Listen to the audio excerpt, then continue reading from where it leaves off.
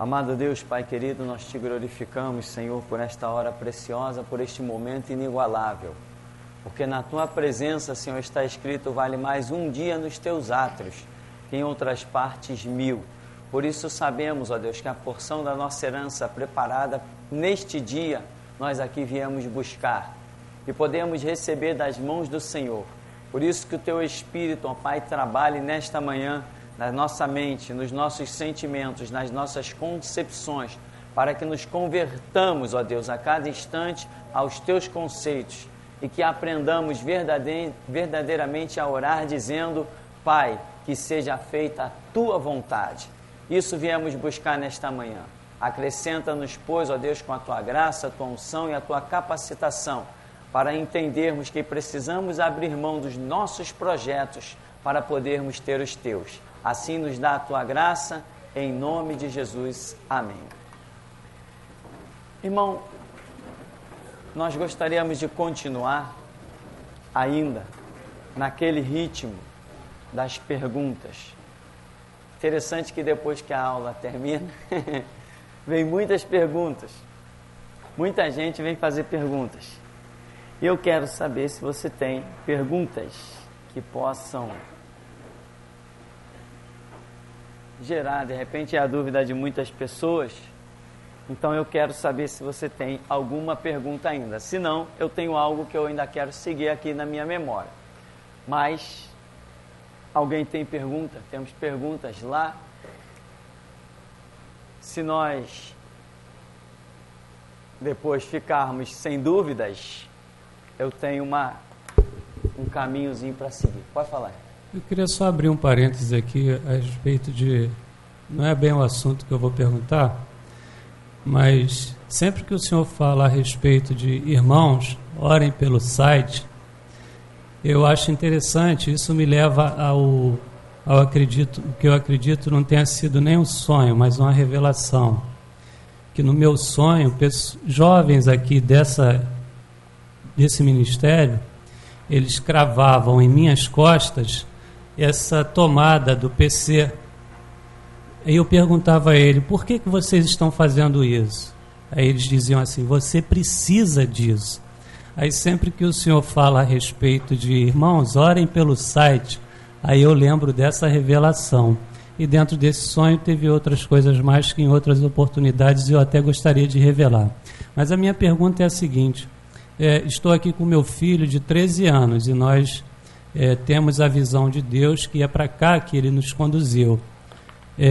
O que é que eu devo saber a respeito do batismo nas águas em relação para ele, né? Porque o que gera um pouco de dúvida a respeito do que nós já sabemos que Jesus cumpriu apenas a lei por nós, né? Quando foi batizado. Então eu queria saber se há necessidade do meu filho cumprir esse ritual também. Amém. O que nós vemos na Escritura sobre batismos, até, como eu costumo dizer, né? Até que se prove o contrário, está lá escrito que Jesus disse, ide por todo o mundo, né? Fazei discípulos, né? Batizando-os em nome do Pai, do Filho, do Espírito Santo, né? E ensinai as palavras que eu vos tenho dito. Então veja bem, o batismo, ele entra como alguma coisa que um detalhe importante, né? O batismo, ele não existe de Jesus para cá, como muita gente pensa, né? João Batista já batizava, amém. Mas o batismo também não existe só de João Batista para cá. Já era costume do povo de Israel, embora nós não achamos isso na Escritura. Mas historicamente sabe-se disso, que o povo de Israel realizava batismos, dos que eles chamavam de prosélitos, né? Aqueles que não pertenciam ao povo de Israel, mas que se tornavam judaizantes, queriam guardar a lei, como Raabe, a meretriz que passou a temer o Deus de Israel. Então, há relatos de que eles batizavam. Então, batismo é uma coisa muito antiga. Tanto que, quando os fariseus, os saduceus, aquela turma da elite religiosa chega diante de João Batista, faz uma pergunta para ele: tu és o Cristo? Ele diz: eu não sou. Tu és o profeta? Eu não sou. Então, se tu não és o Cristo, se tu não és o profeta, então, por que tu batizas? Então, eles não dizem: que doutrina é essa que você está... Por que você está dando banho nas pessoas? Não, por que tu batizas? Eles já conheciam a doutrina do batismo. E eles sabiam que o Cristo, que viria ministrar a doutrina como o supremo, como o superior, esse teria autoridade para batizar. João Batista demonstra ser uma autoridade fenomenal a ponto de batizar. Por que tu batizas se tu não és o Cristo? Olha, aquele que me enviou disse para eu batizar. Mas aonde está na Escritura que nós achamos que João Batista teria autoridade para batizar? Em parte alguma. Mas ele disse que recebeu do Senhor e batizava, e acabou a história, não ia dar satisfação a ninguém. Aí vem Jesus e confirma tudo que João Batista viveu, porque diz: dos nascidos de mulher, não tem ninguém maior que João Batista. Então a doutrina do batismo é algo milenar. O batismo dentro do judaísmo e do cristianismo, ele é essa simplicidade de mergulhar a pessoa na água e retirar. Mergulhar em termos, né? Banhar a pessoa, porque a água é símbolo da palavra. Mas outras religiões possuem seus batismos. Por exemplo, a maçonaria, que é uma religião satânica, né? Ela também possui um tipo de batismo. Aquele novato que está adentrando a doutrina maçônica tem um tipo de batismo que nada tem a ver com água. O camarada fica lá com uma venda, com um tipo de roupa, todo mundo com espada apontada para ele, é chamado batismo. No espiritismo tem um batismo.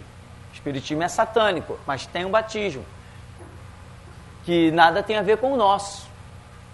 A Igreja Católica, que é satânica, tem um batismo, inclusive o batismo de crianças, que já não é mais novidade na Igreja Batista, ou na Igreja Católica. Os batistas também já batizam crianças, porque também já são satânicos. A presbiteriana já batiza crianças, porque também são satânicos. Estão copiando a mãe deles, que é a meretriz, a mãe das prostituições. Então, meu irmão, sabe por que eu friso assim? Porque um dia ainda vai aparecer um louco dizendo que eu sou maçom. Vai aparecer um louco ainda dizendo que eu sou maçom, que eu fiz isso, fiz aquilo. Então já vou deixando claro aqui, né? Porque as pessoas já vão tendo um testemunho de antemão.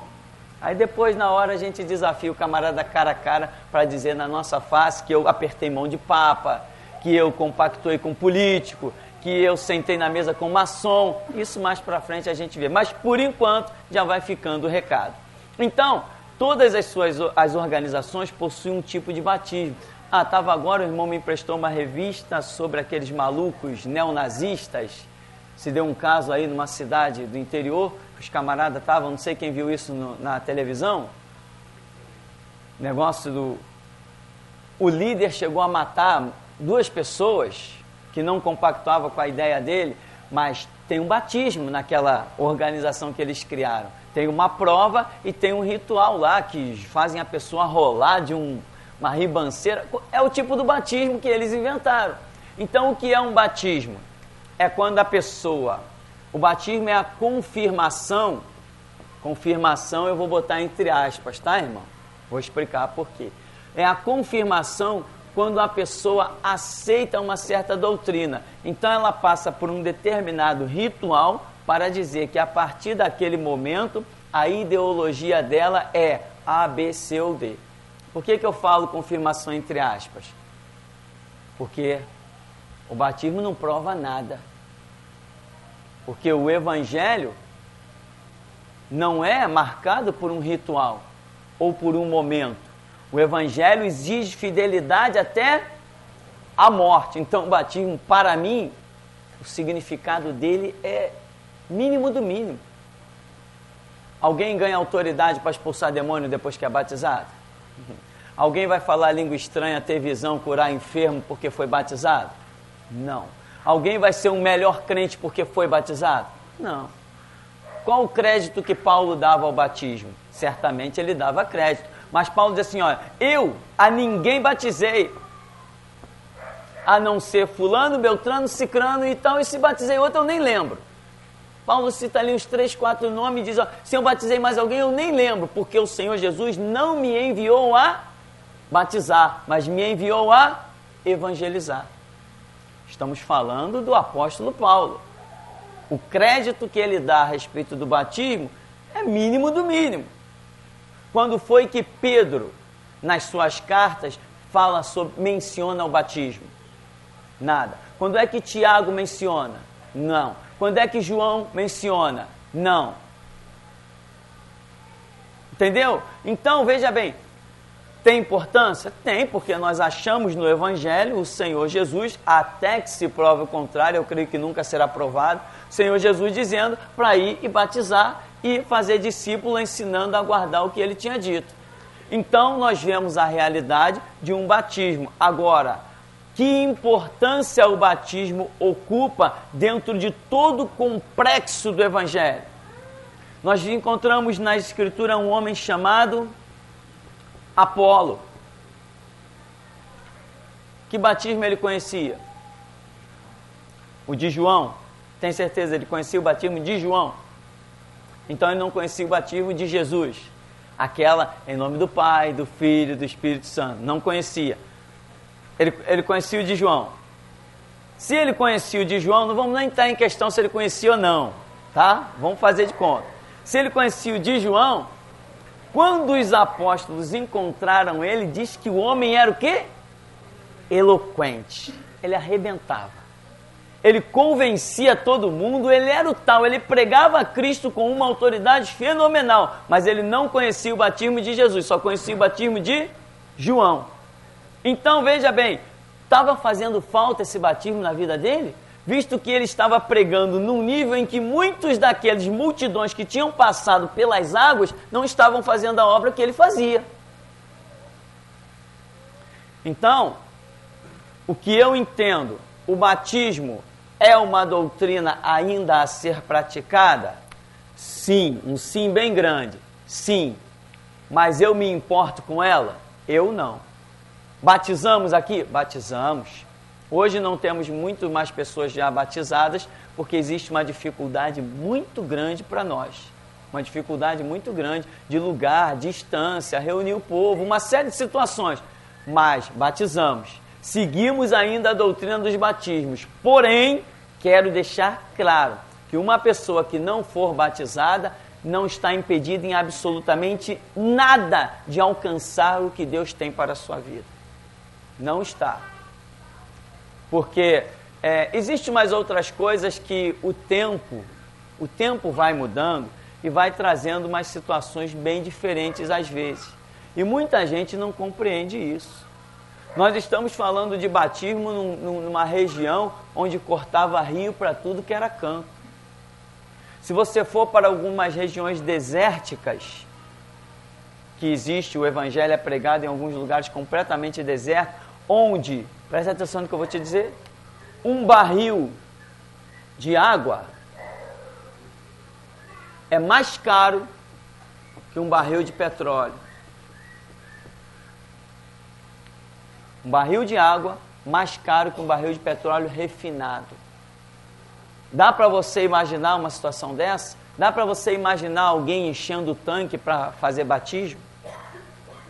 Complicadíssimo. Em alguns lugares onde a pessoa preza muito pela doutrina do batismo, ela enfatiza, ela acha que aquilo tem até a ver com salvação, loucura. Vincular batismo à salvação é loucura. Falta de estudo profundo, é loucura. Então, lugares onde a pessoa acha muito importante, o camarada pega um copo d'água e com aquele copo d'água ele batiza 10, 15. Eu te batizo em nome do Pai, do Filho e do Espírito Santo. Molhou a testa, acabou a história. Ainda tem que sobrar água no copo. Tem lugares por aí que é assim. Então, se você for como missionário para um determinado lugar, com a cabeça bitolada, né? Como as pessoas dizem, se não for batizado não será salvo. Isso é uma loucura. Se você for com essa mente para determinados lugares, você cair numa área dessa em que a água custa mais cara que o petróleo, você vai encontrar problemas tremendos, problemas fora do comum. Então, batismo é bíblico? É para os nossos dias? Mas o lugar que ele ocupa hoje na realidade não é o que muita gente tem feito. Por exemplo, não sei se a cabeça dos batistas já mudaram, mas o batista ele fazia o seguinte: se ele fosse num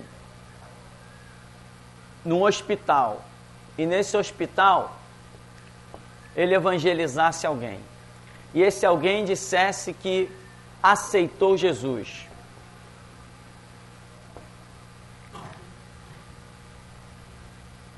ele tinha que batizar esse camarada.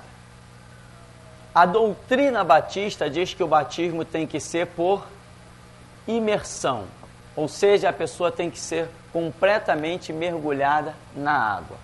Isso também não tem fundamento. Essa história de imersão não tem fundamento nenhum. Não tem fundamento nenhum. Que a pessoa tem que ir completamente debaixo das águas, isso não é a realidade. Mas o batista, ele crê nisso. Como é que ele vai batizar por imersão um camarada que está no leito de hospital? Aí ele vai e quebra a própria doutrina. Ele, não, como a pessoa está no leito de hospital, vamos batizar ela com um copinho d'água mesmo. Aí vai lá e pá, né? Extrema unção. Batiza o camarada. Não pode. Eu não posso alterar a regra em condições nenhuma. Se é por imersão, tem que ser por imersão. Se fez por aspersão, não tem valor. Doutrina é doutrina. A doutrina não pode ser mudada. Regra é regra. Ou eu cumpro ou não cumpro. Não é assim? Mas é o problema da má interpretação. Primeiro, o batista acha que batismo salva. O batista acha que tem que ser por imersão. Aí, como a Bíblia diz, um abismo chama outro abismo. O batismo dá poder? O batismo liberta? O batismo faz alguma coisa? Não, eu conheci vários jovens batistas que, mesmo depois de ser batizado, foram parar no homossexualismo. Alguns morreram de AIDS, outros estão desviados até hoje, que eu passo por eles pelo caminho. Então, o batismo não dá poder, não dá unção, não é a partir do batismo que o Espírito Santo virá, né? Como a doutrina da nova vida. A nova vida crê no seguinte, crê porque eu estive lá dentro, eles me convidaram para fazer parte da elite de lá, mas eu preferi outra elite. A nova vida crê no seguinte: primeiro você tem que ser batizado nas águas. Enquanto você não for batizado nas águas, você não pode receber o Espírito Santo. Loucura. Quem tirou isso? Da onde que os camaradas tiraram isso? Uma loucura. Então, foi batizado nas águas? Então tá bem. Agora, em segundo lugar, agora você pode receber o Espírito Santo e também o batismo no Espírito Santo. Quem criou essa regra? Será que dá para me dizer? Se Apolo falava eloquentemente, e convencia, um homem desse não tem o Espírito Santo? Convencendo judeus e gregos e fazendo a obra e mandando ver, não tem o Espírito Santo? Que papo é esse de que, não, primeiro você vai ter que tomar um banhinho, depois você toma um banhinho, aí sim o Espírito Santo vem, porque seu corpo está limpinho, né? Deve ser isso que passa pela cabeça deles. Deve ser esse ridículo, mas é assim que a nova vida crê. E aí tem tantas coisas que já me fogem à memória devido aos anos. Por exemplo, eu conheci um jovem com mentalidade assembleiana, em que ele evangelizou uma pessoa no leito de hospital. Aí o camarada disse assim, eu aceito Jesus. Essa palavra aqui, aceito, misericórdia, como tem gente enganada com isso, principalmente pastores. Eu aceito Jesus. Aí o que ele foi? Falou, bom, irmão, para a obra, ele conversando comigo, para a obra ficar completa, porque não adianta a pessoa aceitar Jesus e não ser batizado. Eu fui lá na bica, escondido, peguei um copo d'água e fui lá e batizei o camarada, para ele poder ser salvo. Um camarada que já tinha um monte de oportunidade na sua igreja, já pregava, já fazia um monte de coisa, ainda tinha essa mentalidade completamente retrógrada. Foi lá na bica, contrariando a doutrina da própria igreja dele, que também crê que batismo tem que ser por imersão, pegou uma aguinha gelada lá no bebedouro e no copo descartável e foi lá e batizou, jogou água na testa do doente que estava lá, já nas últimas lá, porque senão, na visão dele, a obra não seria completa, que o homem disse que aceitava Jesus. Irmão, outra coisa, não interessa quem aceita Jesus ou quem deixa de aceitar. Isso não interessa. Ah, eu quero aceitar Jesus na minha vida. Tá bom, é problema teu. Eu não quero aceitar, também é problema teu. Para nós interessa o que o Evangelho diz. E Jesus falou que a árvore é conhecida pelo fruto. Quem aceitou, deixou de aceitar, isso não nos interessa. Fruto. Amém? Ah, eu sou crente também que eu aceitei Jesus. E quantos já passaram por mim aqui nesse bairro e disseram isso? Multidões. Ah, eu fui na igreja tal, aceitei Jesus. Eu fui na igreja tal, aceitei Jesus. Multidões. Ah, tá, coitado. Primeiro que na igreja tal não tem Jesus para ser aceito. Eu nunca vi ninguém aceitar um Jesus na congregação cristã do Brasil. E o camarada acha que aceitou. Como é que ele pode aceitar um Jesus num lugar onde Jesus não está?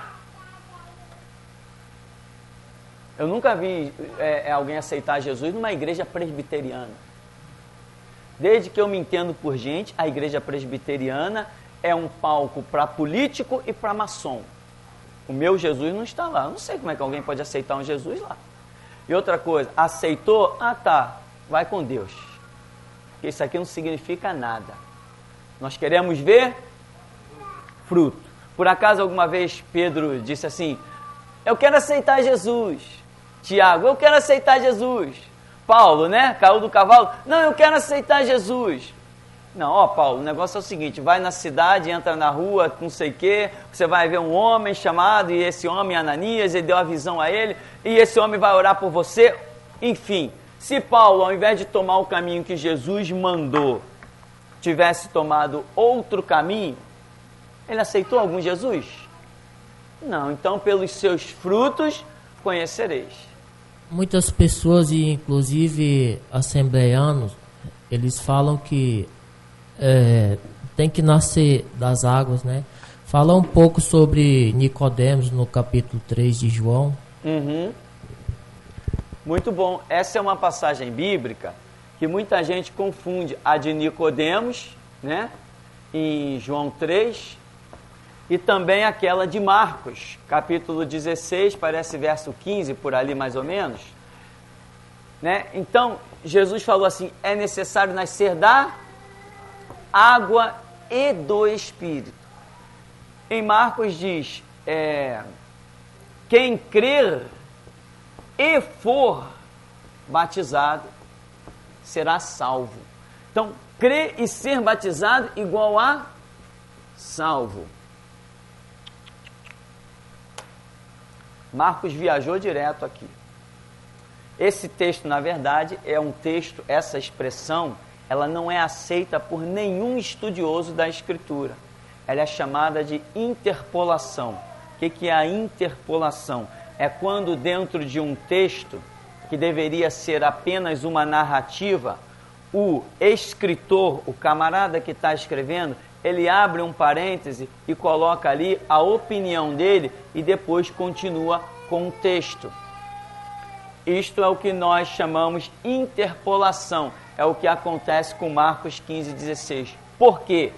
Porque em nenhuma outra parte da Escritura você vai encontrar apoio para esta afirmativa, de que crendo e sendo batizado será salvo. Você encontra apoio generalizado de que crendo será salvo. Mas batismo vinculado à salvação, impossível, sem chance. Temos muitos exemplos, tanto lá na Escritura o ex-ladrão da cruz, né? Que não foi batizado, então não é possível que fosse regra, senão o tempo dele não teria mais jeito. E também temos na própria atualidade pessoas que na hora de partir tiveram visões, tiveram sonhos, confirmações de Deus da salvação da pessoa, até não só com a própria pessoa, até com outros. Eu, por exemplo, eu vivi uma experiência tremenda de uma pessoa, um parente, que a vida toda foi um escarnecedor, a vida toda foi um zombador. Depois, novo ainda, caiu com câncer em cima de uma cama e não ia mais levantar. E acabou que alguém começou a pregar para essa pessoa e ele começou a querer, nos convidava para fazer culto na casa dele, etc. Pedia sempre para ir orar. Uma situação assim em que se via que ele estava voltado para o Evangelho. Mandou retirar as idolatrias todas do pescoço, da casa, era devoto de Aparecida do Norte, né? E o homem largou tudo, abandonou tudo, mandou arrancar as imagens todas, demonstrou realmente um fruto de conversão, mas não foi batizado. E, no entanto, no último dia de vida dele, ele falou: olha, hoje o meu sofrimento acaba, porque essa noite eu tive um sonho e os homens verdes vinham me buscar. Hoje nós entendemos por que verde. Os homens verdes vinham me buscar. Engraçado que esses homens verdes, eles passavam um por dentro do outro. Quer dizer, mostrando mesmo que é um mundo espiritual e o verde é a preparação. Então, naquele dia, acabou. Morreu. E depois, mais de um ano depois, eu tive um sonho tremendo com essa pessoa. E eu havia cantando um louvor, que é um louvor que nós cantamos aqui na terra. Aquele louvor que diz assim: eu queria estar lá, se eu pudesse estar lá, não queria voltar, só para ver o meu Deus. Conhece? Só que esse louvor, eu identificava na visão, no sonho da noite, que era aquele louvor. Só que ele era cantado de forma diferente, muito mais linda, lá na eternidade. Mas era esse mesmo louvor. Eu identificava. Só que quando eu acordei, eu fiquei confuso. Eu falei: ué, aquele louvor eu conheço. Até que Deus me mostrou. Era o mesmo louvor, só que na terra ele é cantado de uma maneira e no céu ele era cantado de outra. Na eternidade. Ou seja, a nossa memória carregará até os louvores da terra para o céu. Então, Deus mostrava que essa pessoa estava cantando num lugar onde as pessoas eram salvas. Inclusive mostrava uma pessoa que também é arrogante, é soberba, assim num lugar um pouco mais destacado, e que essa pessoa vai partir dessa terra nas mesmas condições daquele que já partiu. Ou seja, nas últimas. Só vai reconhecer a verdade espiritual no último instante de vida. Então, não foi batizado. Não foi batizado e foi salvo. Batismo vinculado à salvação, não é possível, né? E outra coisa que nós temos aprendido na Escritura sobre o número 2. Irmão, tudo, eu disse tudo que você encontrar na Bíblia e quiser fazer daquilo uma doutrina, você tem obrigatoriamente que encontrar aquele assunto, aquele contexto, em pelo menos 2 lugares. Se você não achar aquele assunto, pelo menos em 2 lugares da Escritura, toma cuidado, vai estudar com muito carinho, porque Deus, a maneira de Deus falar nunca é de uma maneira só. O 2 é tido como confirmação, é testemunho. Então, teve um sonho? Vou fazer. Calma, não se desespera não. Se você já sabe que Deus falou, pronto, final, vai e faz. Mas se você tem dúvida, se desespera não. Pode esperar que Deus vai falar de novo. Pode esperar que Ele vai falar de novo. O 2 é a confirmação. Então, essa expressão de Marcos 16, quem crer e for batizado será salvo, é considerado uma interpolação, ou seja, é algo que não faz parte do contexto geral da Escritura. E quando diz que é necessário nascer da água e do Espírito, o assunto de Jesus ali é batismo? Jesus está falando com Nicodemos sobre batismo? Não. O contexto é batismo? Não. Se o contexto não é batismo, então aquelas águas que Jesus está mencionando não pode ter nada a ver com batismo. Aí é o que nós chamamos de tirar texto do seu contexto e usar como pretexto. É o que mais tem. Porque eu tenho, né? Foi bom tocar nesse assunto. A Bíblia, ela não foi escrita por versículos.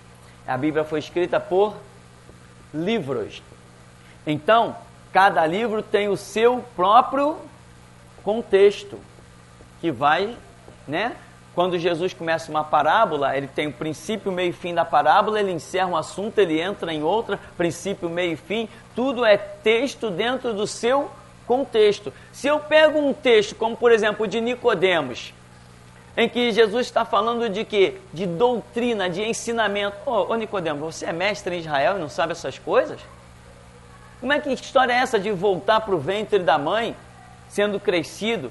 Quer dizer, se eu estou falando das coisas do céu, Nicodemos, você não entende? Ou das coisas da terra, você não entende? Que dirá se eu falar das coisas do céu? Jesus dá uma bronca na educação, mas dá uma bronca para Nicodemos. Nicodemos se redimiu, né? Porque mais adiante a Escritura vai mostrar ele posicionado. Então, se Jesus não está falando de batismo, eu não posso pegar o texto de Nicodemos e jogar dentro do assunto de batismo, porque a Bíblia diz o que ela quer dizer. Eu não posso inventar palavras para a Bíblia. Se eu pegar João 3,16, ele tem o seu próprio contexto. Esse texto está inserido dentro de um contexto, dentro de um capítulo, dentro de uma situação. Eu não posso pegar isso daqui e aplicar em outra situação da Escritura. Não, cada parte da Escritura já está dizendo o que ela quer dizer. Para mim conjugar uma parte da Escritura que diga alguma coisa definitiva, eu tenho que conjugar com outro contexto que diga a mesma coisa. Aí sim eu posso juntar. Aí eu aplico a ciência chamada hermenêutica, que é a interpretação pela comparação dos textos que falam a mesma coisa. Eu não posso juntar dois textos que falam coisas diferentes. Por exemplo, maldições. Para mim, maldição é uma realidade profunda. Em alguma das partes do seminário tem isso gravado, se não me engano, tem pregação. Acho que tem uma pregação falando sobre isso. É pregação. Mas, por exemplo, eu já vi aquele vendedor do Rebanho de Cristo, que prega na televisão, dizendo que maldição não existe.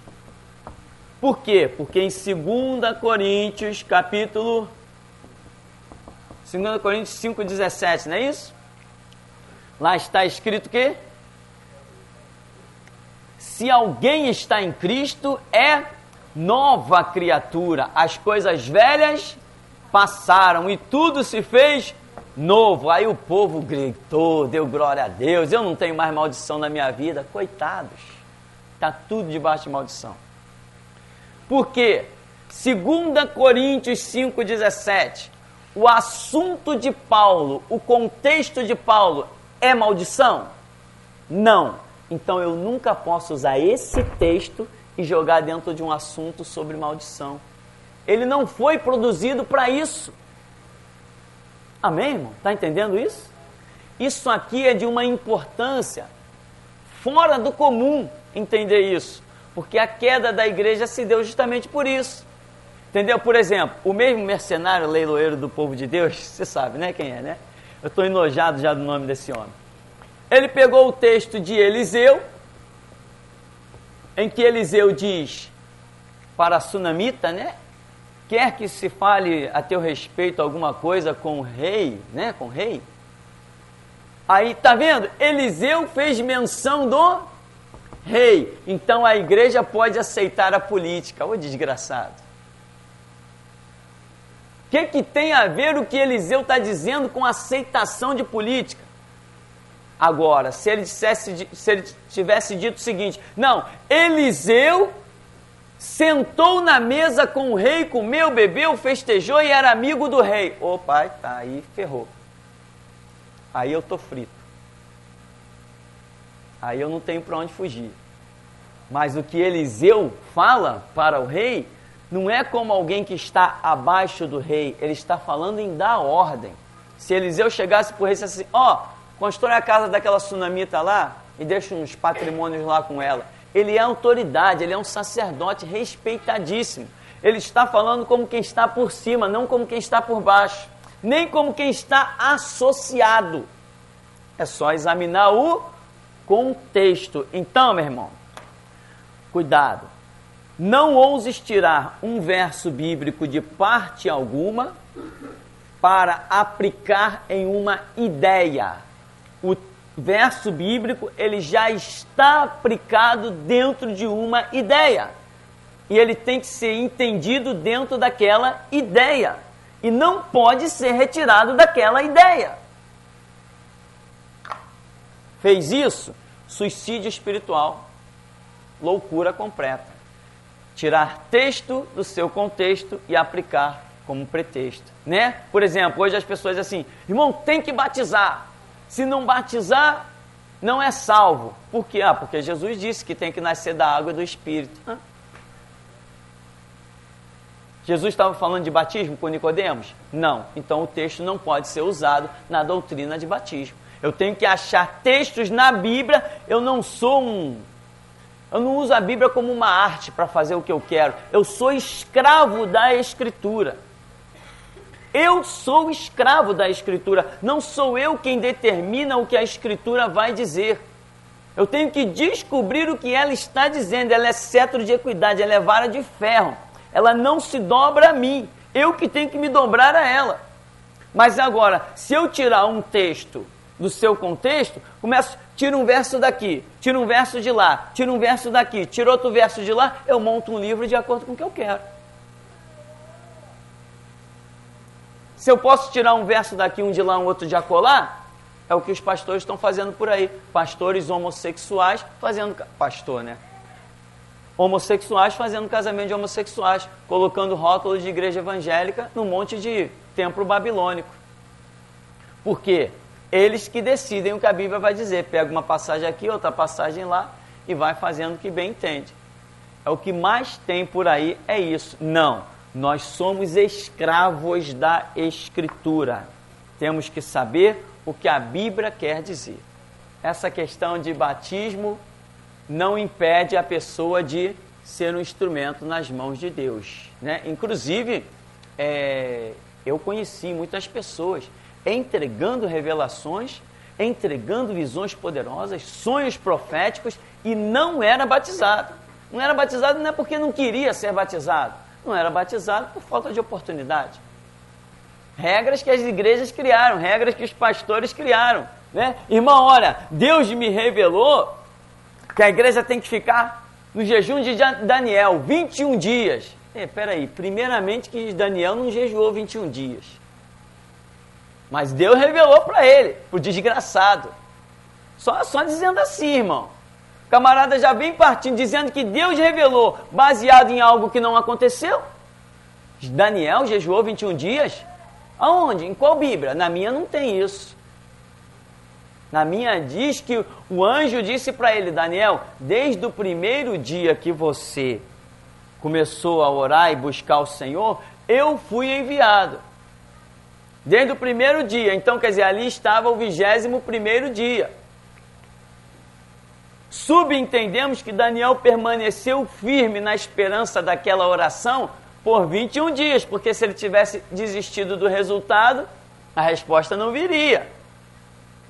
É o que nós entendemos basicamente na Escritura. Agora, que Daniel estava em jejum 21 dias, só se aparecer um camarada muito bom de Bíblia para provar isso, que até agora ninguém provou. Então, doutrina de igreja. Aí o camarada chega, olha, Deus me revelou que nós temos que fazer o jejum de Daniel. Irmãos, é 21 dias de jejum. Aí ele estipula horário, ele estipula o que vai comer, o que vai beber. Normalmente eles excluem sempre a Coca-Cola, né? O café, essas coisas assim. Então, 21 dias de jejum, porque depois desses 21 dias, Deus vai operar isso, aquilo e aquilo outro. Aí passa os 21 dias, os bobos que queriam jejuar, jejuaram, emagreceram, aproveitaram a oportunidade, Passa os 21 dias, não acontece nada. Deus não operou nada, não mudou nada, não fez nada. Aí daqui a pouco vem com o jejum das muralhas de Jericó. Aí daqui a pouco vem com outro jejum, vai pegando qualquer texto e vai fazendo qualquer coisa. Então, esse negócio de que oração tem que ser acompanhada de jejum é regra tola de membro de igreja que não está lendo Bíblia, não está estudando. Amém? Vamos dar uma paradinha então? Daqui a pouquinho a gente volta.